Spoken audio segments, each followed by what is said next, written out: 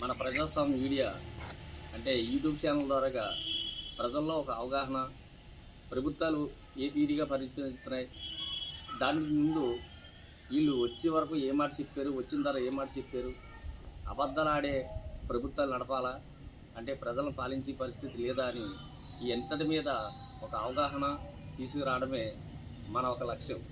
కనుక ఈ వీడియో చూసిన ప్రతి ఒక్కరూ నా ఛానల్ని సబ్స్క్రైబ్ చేసి లైక్ కొట్టి కామెంట్ పెడతారని కోరి ఆశిస్తూ ఇప్పుడు మీకు పండుగ శుభాకాంక్షలు తెలియజేసుకుంటూ నేను మరొక వీడియోతో మళ్ళీ మీ ముందుకు వస్తాను.